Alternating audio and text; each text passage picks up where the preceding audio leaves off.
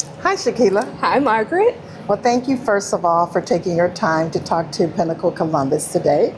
We're really looking forward to hearing about your entrepreneurship journey. You know, I love to talk about coffee, so I'm excited about this conversation. All right. So, Chakeyla, first, talk a little bit about your entrepreneurial spirit and what got you into wanting to have your own business. Yeah, absolutely. So, my parents are blue collar parents, but every summer I would go visit my aunt, who's my dad's sister in Atlanta. And she was in corporate America, but she also did a lot of community service-based projects. She ended up retiring early. She was in her early 40s and she retired. And all of the community-based projects that she did, she actually turned them into a business. So she ended up having about 3 businesses, and when I would go visit her every summer throughout the holidays, I would help her with those. Yeah. And it just made me realize that there's a whole world out there that it's yours for the taking. So whatever you want to do, there are things that you can do for the goodness of your community, and still it could follow your career path. So I learned a lot from her. She was really kind of like that guiding light for me, just to show me that there was more than just clocking in and out, you know, of a factory, even though that may have been something I chose to do, but I knew that there was more out there. How did you decide on a coffee business? Well, so first off, I really, really love coffee. So I used to sneak and drink coffee with my dad when I was probably 5. That's the earliest memory I have of actually drinking coffee. So early in the morning, he would make just the regular dry coffee, the Folgers, and he would add a lot of sugar, a lot of cream, and it looked almost like caramely, and it tastes so good to me. And then it was just our time together. So I've loved coffee. And then with his sister, the one that I would go visit, we would travel all around the world, and one of our things would be to go to little small coffee shops in different places. And so I was, again, like in my teens, drinking coffee and feeling really special. So when we moved to Columbus, we were here about a year, and I was looking for something that could just kind of help us get grounded in the community. And I decided that I would look for a business that was established or semi-established to buy, and then something that just met my principles. So there were about 4 businesses to choose from, and one of them was a coffee shop. And when I went to the shop itself, I loved it, fell in love with it. The social mission of it was great, and I said, this is what we're going to do. And it became something that the kids and I actually enjoy. That's awesome. So could you talk a little bit more about the social aspect of it? Oh, yeah. So Bottoms Up Coffee is a social enterprise, meaning that everything we do goes back to a pinnacle of what we think is important. So we have a diapers for families mission. We help support different areas that help with the unhoused population. So we partner with OSU. We also make sure that all of the baristas have a livable wage, you know. So things that we do from a social enterprise standpoint really means that anytime you come in here and you buy a cup of coffee, it's going back to the community. Upon starting your business, were there any challenges that you had opening it up?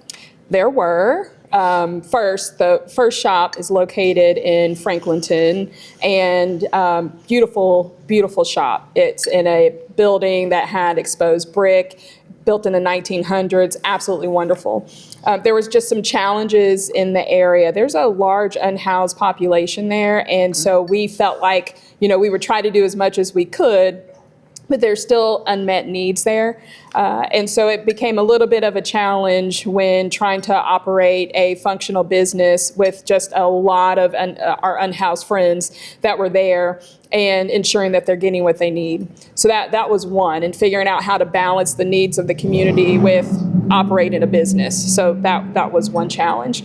The other is just with just immense growth in Columbus, you start to see property taxes go up quite a bit. So we're a coffee shop. We were in Franklinton. Taxes have tripled.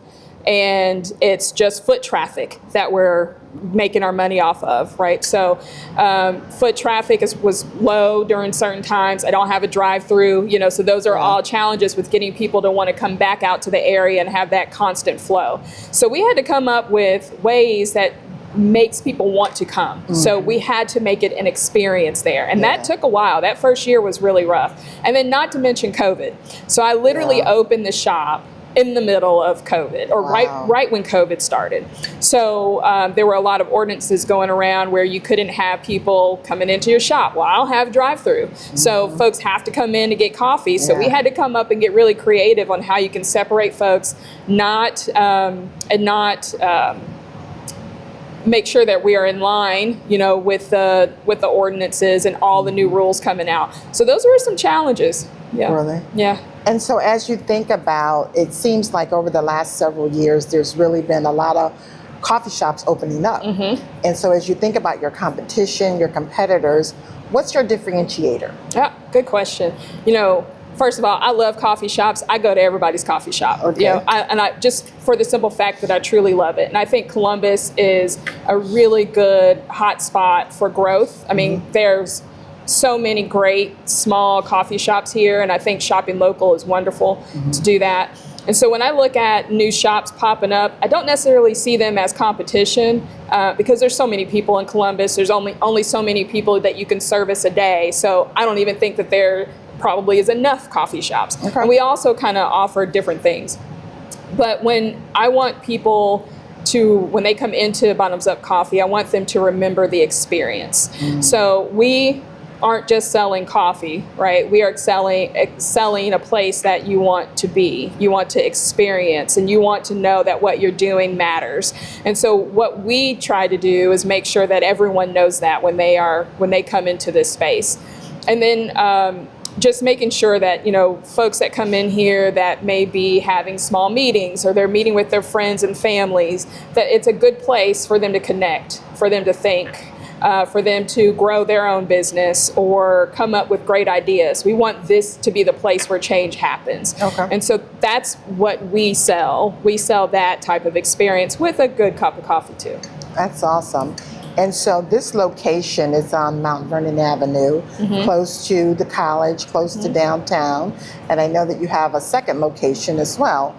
So talk to us a little bit about how you chose this location, and then if you would share about your other location as well. So the first shop was in Franklinton. That was the main area, the main shop.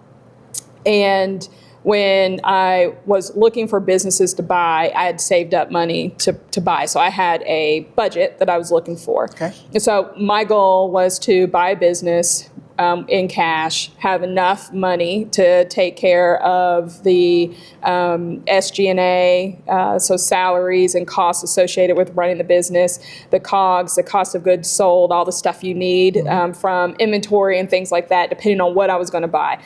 So I had an idea of what I wanted to spend up front, and then what I needed to have to continue making the business run until it started to make money. Okay. All right, so that was something I had. So when I looked for a business, I looked for businesses that met that criteria first, and then I had some other things that I wanted. So I bought the first shop just with a check. Okay. Now, what I did do is I negotiated it down because we were in the middle of COVID. Nobody was buying. And for the record, the time to buy is during times like that. Yes. So if you have cash on hand and the economy is like tanking, that's when people buy. Okay. All right. So and banks aren't loaning. So that's when cash is king. So I negotiated that down. Okay. So I was able to get $20,000 off of the asking price. Just nice. At that point, it had been sitting for a while. It's in an area that still needs to be fully established, and they wanted to go do something else. So I used that for negotiating points and was able to manage that down. I threatened to walk away from the deal a couple of times, and I would have if we wouldn't have been able to work through that. So you got to be willing to follow through on that commitment if you're going to put it out there. But that also allowed me to get it to where we need to go. So as we started operating, there were some things that happened that I didn't have the foresight to see. So one, I'm not from Columbus. So when I moved here from Houston, Texas is a little bit of a newer state. So we don't have old buildings like Columbus. So I didn't understand the sewer and infrastructure in old buildings, and that there's certain things that need to happen after the building's over 100 years old. So in the middle of buying this business, we're trucking along. I got 30% more people coming through. You know, we're making money, even though we had to make some changes through COVID. All of a sudden, I can't flush toilets. I can't turn on water. Sewer is out. So thinking it's a clogged pipe, we go do a lot of research and find out, oh, this building is so old, there's clay conduit that comes from sewer pipe that leaves the building that goes all the way out to the main sewer line. It's clay and it's collapsed.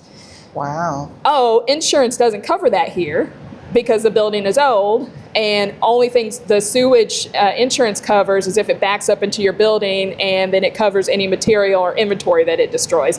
But I gotta pay out of pocket for fixing the sewer line or I can't operate. Wow. Right, so that was a significant expense that I did not foresee coming. That whole ordeal was almost $90,000. Wow. They had to pay somebody to come in, cut through the concrete, replace it. It was a headache, and it took a while. So planned all of that. There goes all this money, right, that I've saved up just so I can easily run through and you know, slowly make changes. So it got a little tight there for a minute. We were able to kind of get that going, and then bam, here comes taxes. Taxes are tripled. So where I was paying $5,000 in property tax, now it's $15,000 in property tax. I'm like, I'm selling coffee here, you know, what are we gonna do? So I made some strategic changes. They was slow to come around, but finally got that going. So by the time the second shop came around, I was actually tapped. Several people came through asking us to expand Bottoms Up Coffee, but I had to find the right timing. You don't want to do it like back to back, and when you're still trying to figure out your footing. At least not for me, that wasn't my business plan. So the second one was actually a pretty good spot. I didn't have to pay rent.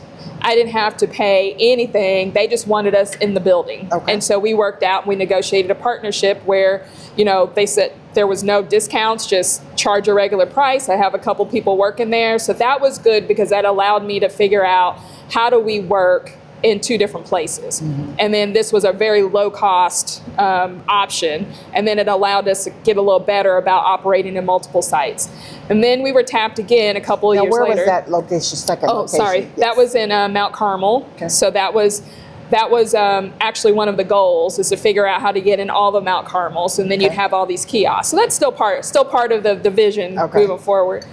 And then I was tapped again. I was tapped multiple times in between, and they just didn't feel right. And then finally someone asked if we would consider moving into this spot downtown next to Ballet Met and Columbus State, which is the building we're in now. Yes. I thought it was a really great location, has outdoor seating, a lot of foot traffic, updated, you know, very beautiful. And we decided, okay, let's make this move. So I partnered with ECDI, which is a community-based partnership. And I didn't really know too much about them before. But as I got to get into that part of the area in Columbus, I found out there's a lot of places that can actually help with funding in small businesses. So through ECDI, I found out about other small business organizations, and they've got really low criteria. And even the state of Ohio has very, very limited criteria to help people in small businesses. And so you just have to know about it. You got to make sure that your business is legit. You got to make sure that all your financial profit and loss statements are intact. You always want to make sure that you have a CPA, an accountant, a bookkeeper, you know, making sure everything is lined up. And keeping all of that stuff in order will help make sure that all these other opportunities out here are available. So I chose ECDI, and they help with some funding, very, very low, like 2% loans, which is crazy because you can't walk into a bank and get a 2% business loan. And I started off really small because I just didn't want to have debt.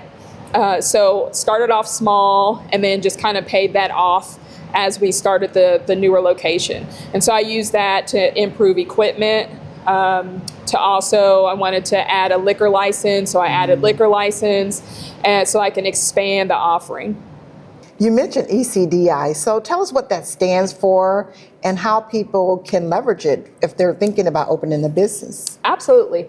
So it is called the Economic and Community Development Institute. Okay. So it's a mixture of private funds, grants, and some with the Small Business Administration. Very simple terms, not a whole lot of focus on credit score, and sometimes with small businesses, that's a big obstacle with folks because you're over leveraging personal funds and credit cards and things like that. So you think you don't have anywhere to go.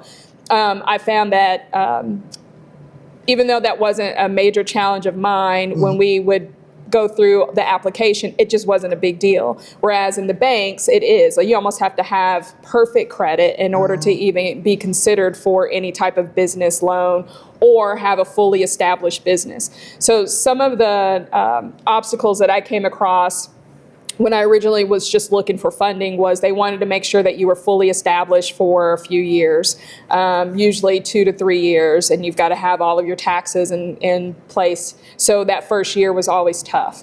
And then they wanted to make sure that you had a strong projected growth. So they're looking for certain things there. With ECDI, they do want to see that you're growing, but they also want to be the help to help you grow. Okay. So you don't have to have these major projections. You just need to come in, have a stable plan, show them what that plan is.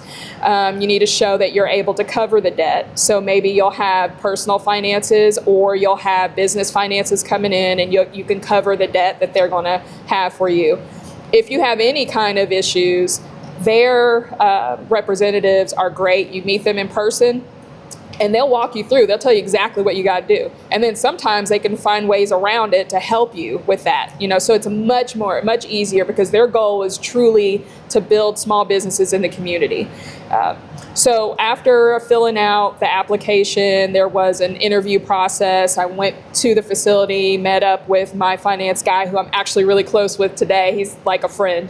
And then it took about 90 days in order for it to be fully funded. Okay. It feels like that was a little longer, but I think it was about 90 days. Okay. And then you're fully funded, and then it just becomes something that you pay for whatever period of time. Okay. The other good thing about ECDI too is that throughout the year, they'll send you notes and say, hey, we've got a special going on. We've got $10,000 loans for 1%. Mm-hmm. So if you need it and you can afford it, and you're already in our system, go ahead and apply and get it.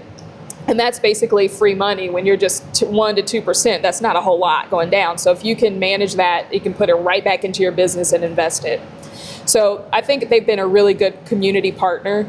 Also, they've got a food fort. So when I didn't have the operation license to cook different pastries, so we used a lot of third-party companies, other small businesses for our pastries. Some things we would have to cook off-site and bring it in. Well, I partnered with ECDI, and they have commercial kitchens that you can utilize for an hourly rate. And so we would use those, and their kitchen is massive. So they've got all of these resources. So if this is something if there are things that you want to do to start your business, you don't have to have a whole lot of capital up front. You just got to know what resources are out here and utilize those. Yeah. So when you say you don't have to have a lot of resources, what is, from a process perspective, is it online application? Do you have to meet with someone? Mm-hmm. And then you said it's about 90 days or so that it took for you to be approved. So there's this approval process, right? There is, yeah. And so could you walk us through that, or someone that's interested in starting a business? Yeah. Okay. So you go on ecdi.org, I believe, and you fill out an application. Okay. Application just takes maybe 2 minutes, if that. They just kind of want to get an idea of what you're doing and why. Okay. Someone will then reach out to you, either by phone or email. They'll set up a interview, or it's more like an orientation, really. So they'll go over what the program is like, and so you'll join a webinar, and more than likely there'll be other people there as well. They'll walk you through the program, and then if you're still interested, then there's a longer application. So the first online form is more of an interest form, and then after you go through the orientation, there's a longer form application.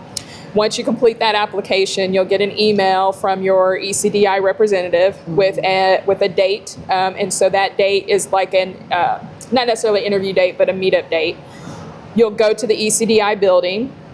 You'll meet with your representative. They'll go through your application. They'll help you out if you're missing something, or if they need clarification, or if they see some potential obstacles, they'll figure out a way to help you get around those. Or maybe you need another 30 days to get some other things in line. They'll help you do that. And they'll give you the resources to get you there. They don't just turn you away. They will say, hey, this is what you need. Let us help you. We'll connect you with the right resources, and we'll check in on you, and then we'll give you what you need. Yeah. So it sounds like this was a good experience for you. It was a really good experience. I've shared their contact information with other small business operators. I just think that they do a really fabulous thing in the community. That's awesome. Amazing. So as you think about the last 5 years, talk to us a little bit about what is your proudest moment? Oh my goodness. There's so many. I think, oh goodness, okay. Let me think through. Proudest moment. So again, we really focus on that community empowerment. And we had this system set up to where anybody could come into the shop, and they needed diapers, they can get them, right? We ask just a few questions for auditing purposes, but it's not huge hurdles that they have to jump over. It's just enough for us to say, yes, we gave diapers to people. And then we looked back at 90 days. We started to actually keep track of things. So we looked back 90 days, and we had helped over 200 families in 90 days. Nice. With diapers, wipes, and then connecting them with other community resources. And then when I was out in the community and people would say, oh, we know you, Bottoms Up Coffee, you guys give diapers away. And it was a family that told us that we really helped them out. Like nice. that is what we do this for. Yeah. You know, and for people to recognize that and share that information with other people, I think that's probably one of my proudest moments, because it shows that what we're doing is working. Yes. And then we had other community partners like Ballet Met reach out and say, how can we help you with this? We would love to put Bottoms Up Coffee in the Nutcracker program, and then give people an opportunity to donate to diapers. And we did that. And it was a success. Okay. And so I think that we're doing what we're supposed to do. That is amazing. Absolutely awesome. So let's get to know a little bit more about you. Oh, right? Goodness. So I'm sorry, I said so. Let me rewind. Let's get to know a little bit more about you. Where were you born? Where did you grow up? And talk a little bit about that, please. Oh, goodness. I'm a little country girl.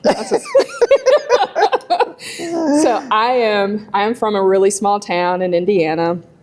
And it's called Shelbyville, Indiana, by way of Columbus, Indiana. So both of those little areas is where I grew up and then graduated high school.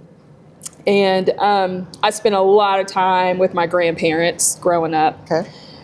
They are from the South, so like Florida, Tennessee. And even though I lived in Indiana, I was raised Southern.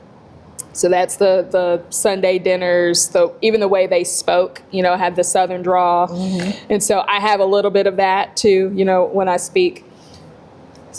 And it was interesting. I knew that I just didn't want to be in a small town all my life. Okay. I learned a lot though. I learned a lot from church, my grandmother giving. I think my first understanding of community service was with my grandmother, where we would take food to the sick and sheltered, folks that needed it, or people that needed rides to church. Grandma was the one that would go pick up everybody and we go to church. And that was just what she did. It's just what you do.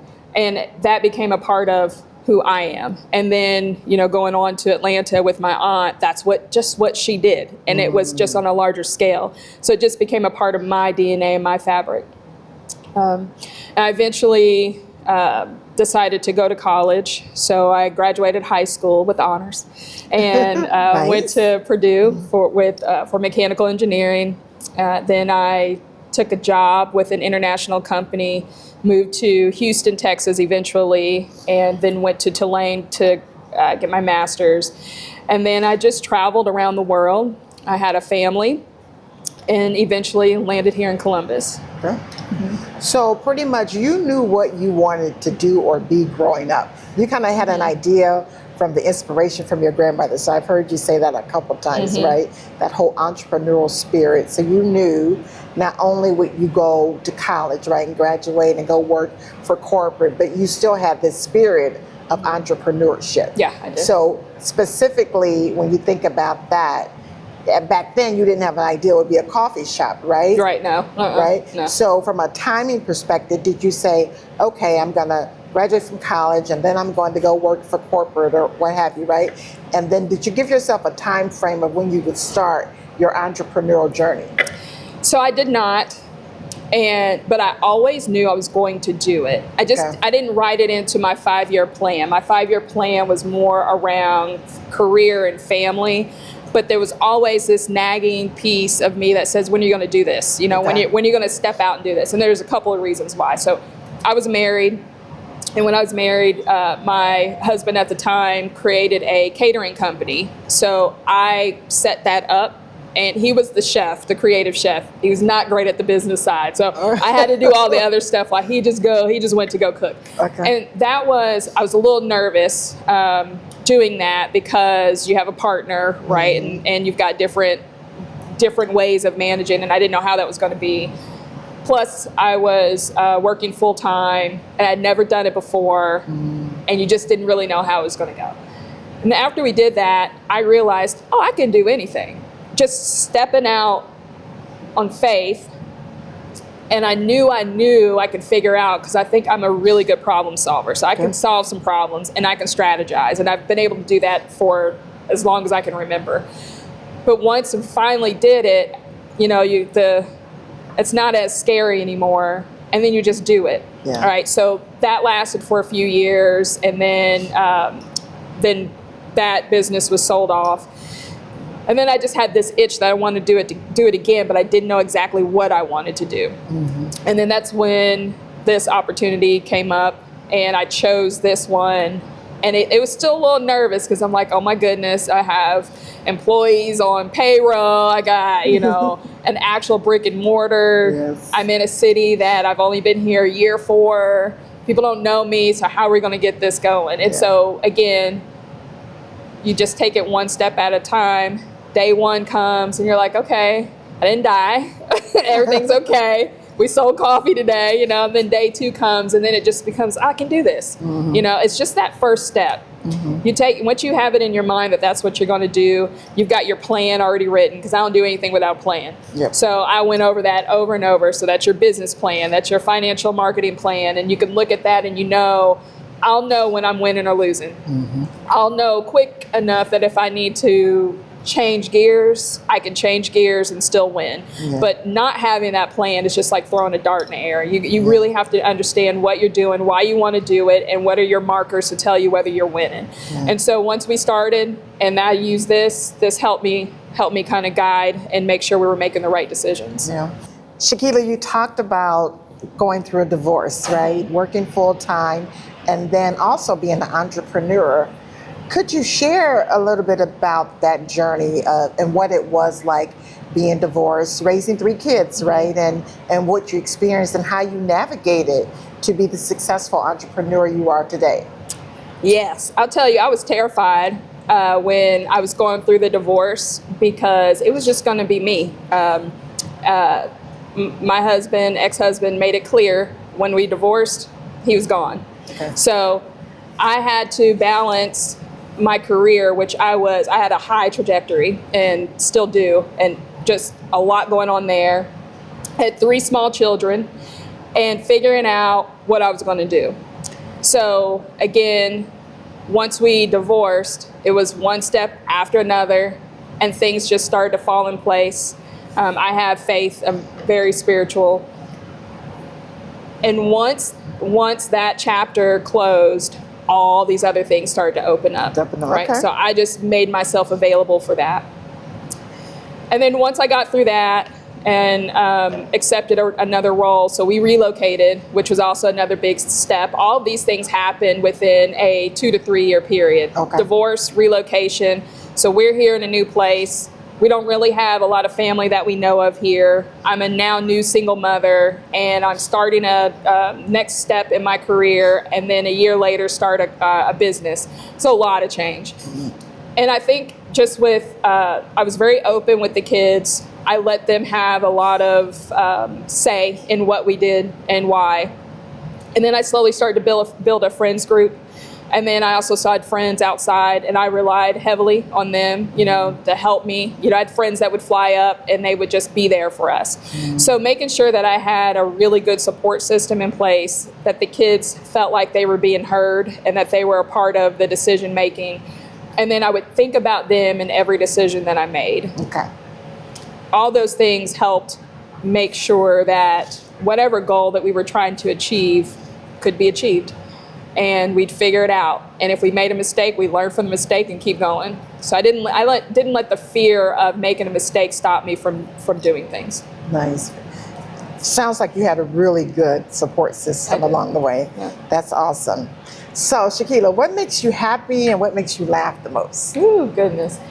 Oh, my kids are hilarious to me. They're like 3 little comedians. So they make me really happy because I look at them and I see they're each a part of me, 3 different parts of me, but to the extreme. And then just to see them flourish and grow, because if things weren't easy for them, but yet they were able to take whatever that has been instilled in them and then have their own personality and then grow from there. I've got one daughter who's in college. I have another son, her twin brother, who's decided to go the entrepreneurial route. Okay. And then I've got a little songbird who's a dancer. She plays the piano, violin, and sings, so she's a total artsy person. All 3 completely different, but what they do very well. And so just being with them just brings joy to my life. And then they also are very funny. They always, we play the dozens at home. So we talk crazy all day. So that brings me my joy. It makes me laugh. Well, they're each a part of me, extreme. I think my oldest daughter, who's the twin, so she's going to school for engineering. I went to school for engineering. Okay. There's just a lot of things that she does that also I do. Okay. But I think she's much better at it than I am. I love seeing her work that. But from that perspective and the way that she's very similar to who I am. Okay. Yeah. We talked about what makes you happy. Conversely, what keeps you up at night? Oh my goodness. There's a lot of things, Margaret, a lot of things. So I do wonder, am I making the right decision? I don't want to make a decision that could put someone else in jeopardy. So, when, right now we're going through more college discussions with my daughter, and we're going through entrepreneurial discussions with my son. Am I having the right conversations with them? Do they feel like they're being heard? Do they feel like they have the support? And, sometimes I might have an idea of where I think they should go, which may completely contradict what they want to do. And am I relaying this correctly? So those things, I think about those, like, did I say that right? And, I saw his face, and his face looked like he was very sad after we talked. So I got to think through that. Same with the business, there's a lot of things changing. And so I've got people here that are working, that are relying on this paycheck to take care of their families. Right. Some of them are on assistance, and that assistance isn't there, not in the way that it was before. How do I make sure that they have their needs met, that they still are getting what they need here? Am I making the right decisions when I'm looking at different business changes? How is that going to impact them? So those things keep me up at night, because I just want to make sure that what I'm doing won't have negative consequences to the people that I really care about. Okay.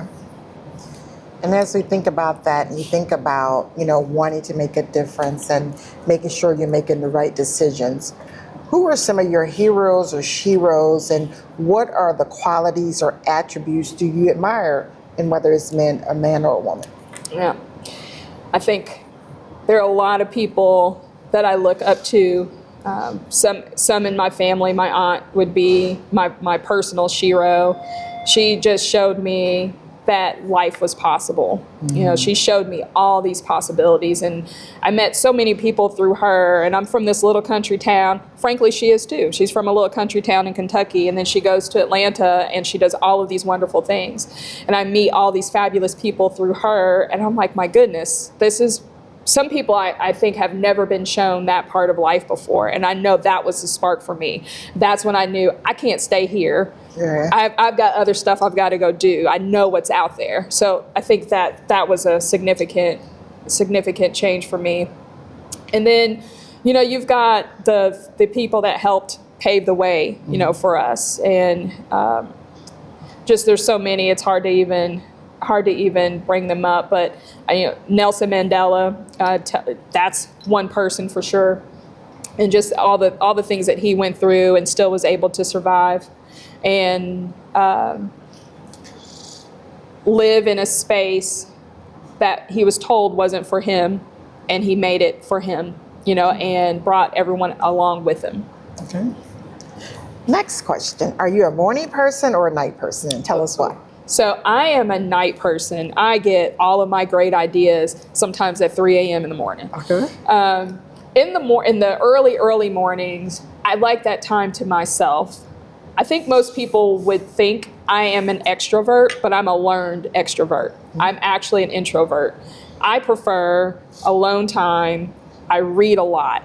I wake up at 6 a.m. and I read a lot about what's going on in the world. There's a few folks that write from a historical preference, and they align what's going on now. And so I read maybe an hour of that and do some research. And a couple of books that I've read and I'm still reading, just around psychology of why people think the way that they think. How does that connect to human behavior? How can we utilize that to help facilitate change? So I am an actual introvert, but people that meet me in the social aspect will probably more than likely think I'm an extrovert. Mm-hmm. And so at night, after I've kind of did all the stuff I needed to do, that's when my brain gets to going. Okay. Yeah. Okay. I love it. What's your favorite band and performer or song? Ooh. So I love Prince. I love Prince, like, oh my goodness. And I think I don't have a favorite song by Prince. I just can listen to him. And let's see. I think that's it for me. I just love him. Okay. Okay. What is the one thing you wish people knew about you? Oh my goodness. You know, those are the hardest questions for me, is talking about myself personally. Because I have everything else already mapped out. The personal stuff is just like, you know, I don't know. That's a hard question. Ask me again. Okay. All right. Chakeyla, what is the one thing you wish people knew about you that they may not know? Well, I think a lot of people know that I travel quite a bit, but what they may not know is that when I do travel, a lot of time it's alone. And I enjoy my alone time with out in nature. Okay. So I'll do a lot of hiking. I love time in the mountains by the water. I've done a few spiritual retreats in South America where I'm just up in the middle of nowhere. And that's where I get my energy. I get to rejuvenate and just get everything I need so that I can I can fill myself up so I can start filling other people up. So I try not to deplete, but that happens. You know, you're running and you're doing everything. You're a mom, your career, you're doing your business, you've got all of these relationships that you're feeding. And sometimes you can deplete yourself. And so how I bring that energy back is just going out into nature and just disconnecting and finding my peace. Okay. Chakeyla, what is the last good book you've read? Talking to Strangers by Malcolm Gladwell. Was not at all what I expected it to be. The first page had me hooked.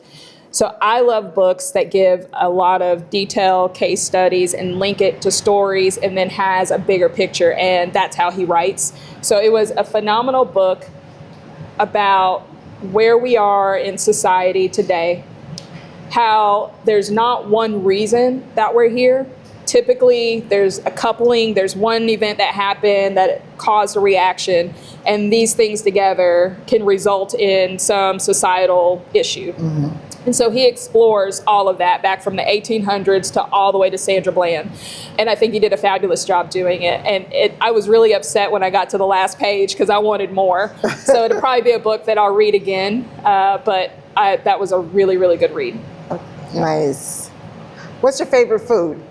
Oh my goodness. So I like food, but I could eat tacos every day. Like I make tacos one day, and then I make enough so we have leftovers so I can eat it the next day. So I love tacos. Yeah. Awesome. What kind of sauce? Mild sauce. Mild sauce. Yeah, just mild taco sauce. Well, Chakeyla, it's certainly been a pleasure talking to you. You are such a wealth of information, so inspirational.